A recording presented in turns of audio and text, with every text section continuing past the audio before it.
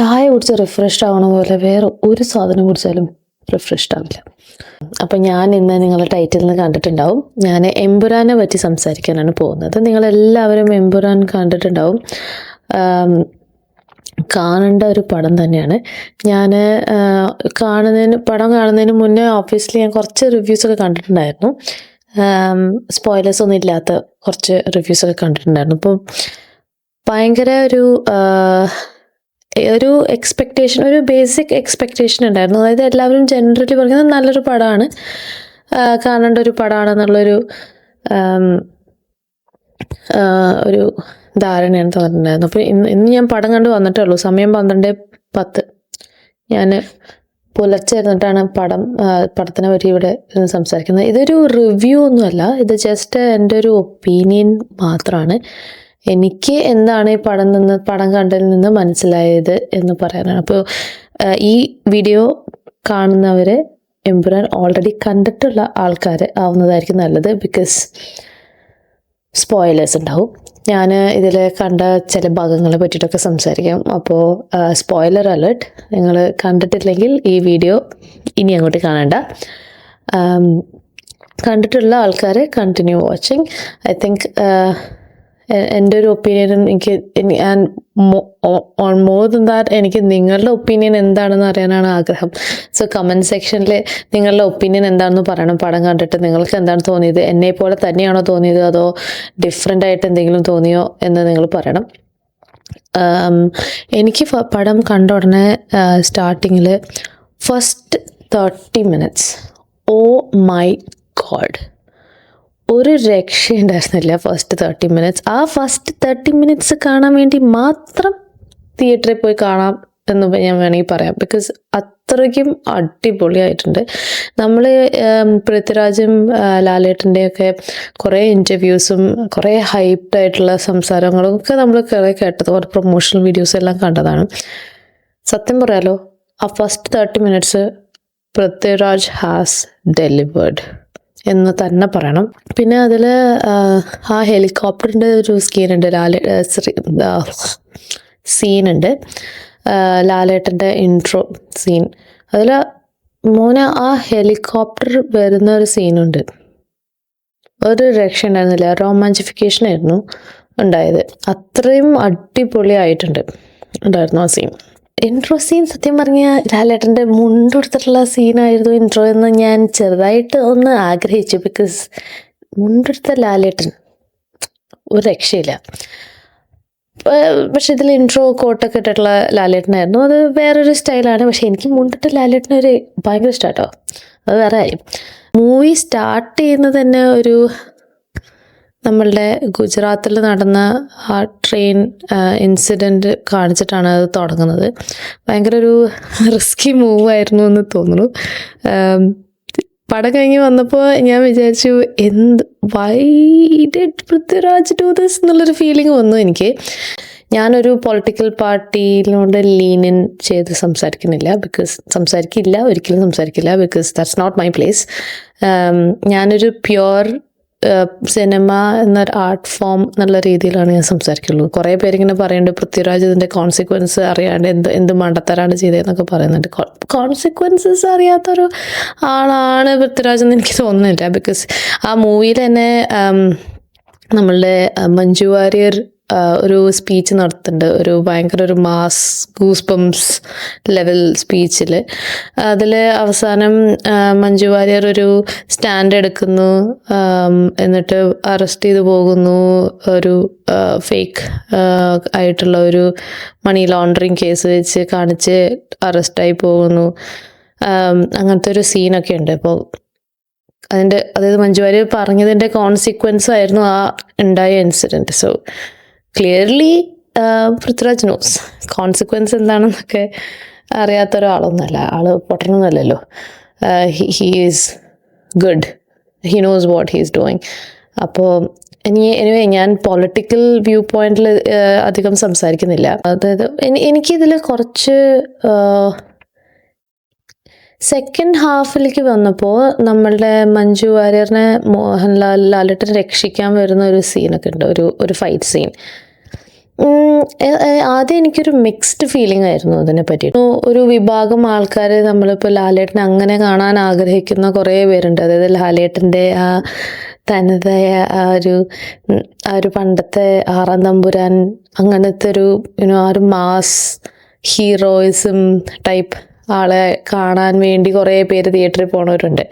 അപ്പോൾ ഒരു പക്ഷെ അങ്ങനത്തെ ആൾക്കാരെ സാറ്റിസ്ഫൈ ചെയ്യാനായിരിക്കാം പൃഥ്വിരാജ് അങ്ങനത്തെ ഒരു ഫൈറ്റ് സീനിൽ ചെയ്തത്, which I kind of understand. So എനിക്ക് അങ്ങനെ അത്ര വലിയ കംപ്ലൈൻ്റ് ഒന്നുമില്ല ആ ഒരു സീനിനെ പറ്റിയിട്ട്. എനിക്ക് ഇഷ്ടപ്പെടാത്ത ഒരൊറ്റ സീനേ ഉണ്ടായിട്ടുള്ളൂ, പക്ഷെ അത് ഭയങ്കര ഇമ്പോർട്ടൻ്റ് ആയിട്ടുള്ളൊരു സീനാണെന്നുള്ളതാണ് ഏറ്റവും വലിയ കോമഡി. അതിൽ പൃഥ്വിരാജിൻ്റെ ഒരു ഫൈനൽ, പൃഥ്വിരാജും ലാലേട്ടനും കൂടിയിട്ടുള്ളൊരു ഒരു സീനുണ്ട്, ഒരു ഫൈറ്റ് സീനുണ്ട്. അത് ഈ അവസാനത്തെ ബാബാ ബജ്രംഗി എന്ന് പറയാൻ പറ്റുമോ ഇനിയെന്ന് എനിക്കറിയില്ല, ഞാൻ എൻ്റെ വീഡിയോ സെൻസർ ചെയ്യേണ്ട വരികയാവും. ബാബാ ബജ്രംഗിൻ്റെ ആയിട്ടുള്ള ഒരു ഫൈറ്റ് സീനുണ്ട്. ആ ഫൈറ്റ് സീൻ അത് എനിക്ക് ഇഷ്ടമായില്ല. അത് വളരെ ക്ലീശയായിട്ടുള്ള പൊടി പറക്കൽ, ഇല പറക്കൽ, അങ്ങനത്തെ നമ്മളുടെ എന്താ പറയുക, അതായത് ആ ഈ പടമായിട്ട് ഒരു ബന്ധമില്ലാത്ത ഫൈറ്റ് സീൻ പോലെ തോന്നി. കാരണം അതുവരെ ഭയങ്കര അടിപൊളി ഫൈറ്റ് സീൻസ് ആയിരുന്നു. ആദ്യത്തെ ആ ഷൂട്ടിങ്ങും ആ ഹെലികോപ്റ്ററിൽ വന്നിട്ടുള്ളതും പിന്നെ ഈവൻ ലാലേട്ടൻ്റെ മുണ്ടെടുത്തിട്ടുള്ള ഫൈറ്റ് സീനും എന്താണെന്നറിയില്ല, ഫൈറ്റ് സീൻസ് എല്ലാം ഇങ്ങനെ കുത്തനെ താഴ്ത്തേക്ക് പോയ പോലെ എനിക്ക് തോന്നി. ആ ലാസ്റ്റത്തെ ഫൈറ്റ് സീൻ അങ്ങനെ വൃത്തികേട ആക്കിയ പോലെയാണ് എനിക്ക് തോന്നിയത് പേഴ്സണലി. അതിൻ്റെ ആവശ്യം അത് ആ ഫൈറ്റ് സീൻ എത്ര നന്നായിട്ട് ചെയ്യായിരുന്നു എന്ന് എനിക്ക് തോന്നി. കാരണം അങ്ങനെ മാർക്കറ്റ് ചെയ്തിട്ടുള്ളൊരു പടമാണല്ലോ.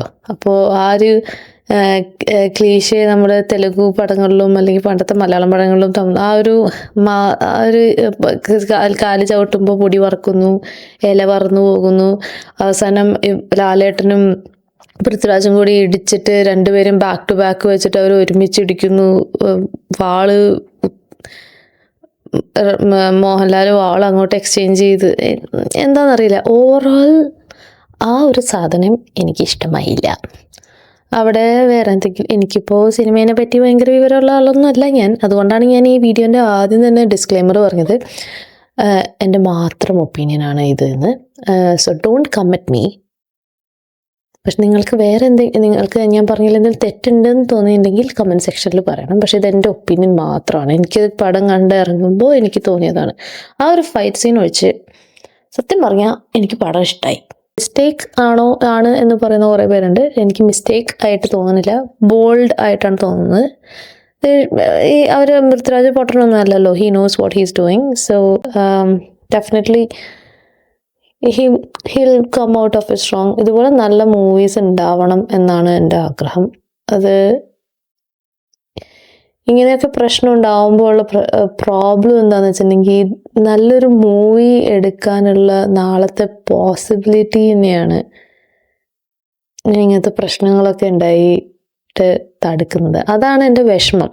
ഇപ്പോൾ ഇന്നിപ്പോൾ ഒരു മൂവി വന്നു, പൃഥ്വിരാജ് ഇന്നൊരു മൂവി ഷൂട്ട് ചെയ്തു, അല്ലെങ്കിൽ ഹുവെവർ വന്നിട്ടൊരു മൂവി എടുത്തു, അതിൽ ഇത്ര ഭാഗം ഇത്രയും പ്രോബ്ലമാറ്റിക് ആവുന്നതിൻ്റെ പ്രശ്നം എന്ന് വെച്ചാൽ നാളെ ഇങ്ങനത്തെ ഒരു മൂവി അല്ലെങ്കിൽ ഇങ്ങനത്തെ ഏതോ പൊളിറ്റിക്കലാവണമെന്നില്ല, എന്ത് ടൈപ്പ് മൂവി ആയാലും അത് ചെയ്യാൻ പേടിക്കേണ്ട ഒരു അവസ്ഥ വരും. അല്ലെങ്കിൽ അതുകൊണ്ട് മൂവി അങ്ങനെ നല്ല നല്ല മൂവീസ് ഇല്ലാണ്ടേ ആയി പോകരുത് എന്നാണ്. മൂവീസ് കാണാൻ വളരെ താല്പര്യമുള്ള എൻ്റെ ഒപ്പീനിയൻ. അതായത് മൂവീസ് എന്ന ആർട്ട് ഫോം, എന്ന എൻ്റർടൈൻമെൻറ്റ്, ഇങ്ങനത്തെ കുറേ റീസൺസ് കൊണ്ട് നല്ല മൂവീസും നല്ല ആർട്ട് ഫോംസും ഉണ്ടാവാതിരിക്കുമോ എന്നുള്ളൊരു കൺസേൺ. അതാണ് മെയിനായിട്ട് എനിക്ക് ഇപ്പോൾ ഈ കോൺട്രവേഴ്സിയിൽ നിന്ന് ഞാൻ എടുക്കുന്ന ഒരു ടേക്ക് അവേ. വേറൊരു കാര്യം കൂടി എനിക്ക് പറയാൻ മറന്നുപോയി, വളരെ ഇമ്പോർട്ടൻ്റ് ആയിട്ടുള്ളൊരു കാര്യമാണ്. അതിൽ അവസാനത്തെ ഒരു ഭാഗത്ത് ഷിൻട്രാഡിൻ്റെ ഇൻട്രൊഡക്ഷൻ കാണിക്കുന്നുണ്ട് ലാസ്റ്റ്, ഒരു ചൈനീസ് ആക്ടർ ആയിട്ട്. അത് കുറച്ച് വൃത്തികേടായ പോലെ എനിക്ക് തോന്നി. അപ്പോൾ അതും എനിക്ക് കുറച്ച് വൃത്തികേടായിട്ട് തോന്നിയൊരു കാര്യമാണ്. ബിക്കോസ് അതിൻ്റെ അവസാനം ഒരു കുങ്ഫു പാണ്ട പാലസ് ഇപ്പോൾ കാണിക്കുന്നുണ്ട്. വളരെ ക്ലീശയായിട്ട് ചൈനയാണെന്ന് കാണിക്കാൻ വേണ്ടി ഒരു കുങ്ഫു പാണ്ട പാലസ് ആണ് നമ്മളുടെ വില്ലന്മാരിരിക്കുന്നതായിട്ടൊക്കെയാണ് കാണിക്കുന്നത്. കുറച്ച് ക്ലീശേ സാധനമായി പോയ പോലെ എനിക്ക് തോന്നി. ആ ഒരു ഭാഗം കുറച്ചും കൂടി ഇമ്പ്രൂവ് ചെയ്യായിരുന്നു എന്നാണ് എനിക്ക് തോന്നിയത്. ഭയങ്കര ഒരു ക്ലീശേ സാധനമായി പോയി എന്ന് തോന്നി. നിങ്ങൾക്ക് ഈ മൂവി കണ്ടിട്ട് എന്താണ് തോന്നിയേ എന്നുള്ളത് എനിക്ക് കാരണം ഭയങ്കര മിക്സ്ഡ് റിവ്യൂ ആണ്. ചില ആൾക്കാർക്ക് അത് ഇഷ്ടമായില്ല, ഇത് ഇഷ്ടമായില്ല. ചിലപ്പോൾ എനിക്ക് ഇഷ്ടമായില്ല എന്ന് പറയുന്നത് ചില ആൾക്കാർക്ക് ഭയങ്കര ഇഷ്ടമായിട്ടുണ്ടാവും. അപ്പോൾ നിങ്ങൾക്ക് എന്താണ് ഇഷ്ടപ്പെട്ടത്? വളരെയധികം ഇഷ്ടപ്പെട്ട എന്തെങ്കിലും ഉണ്ടോ? അതോ നിങ്ങൾക്ക് ഭയങ്കരമായിട്ട് ഡിസ്ലൈക്ക് ചെയ്ത എന്തെങ്കിലും ഉണ്ടോ? അതോ ഭയങ്കര ഓവർ ഹൈപ്ഡ് ആണ്, അത്ര വലിയ കാര്യമില്ലാത്ത മൂവിയാണെന്ന് തോന്നുന്നവരുണ്ടോ എന്നൊക്കെ കമൻറ്റ് സെക്ഷനിൽ പറയണം. പിന്നെ ഞാൻ ഈ ചാനലിൽ അധികം പറയാത്തൊരു കാര്യമുണ്ട്. Like, share and subscribe. ഞാനിത് അധികം പറയാറേ ഇല്ല, കമൻ്റ് എന്ന് മാത്രമേ പറയാറുള്ളൂ.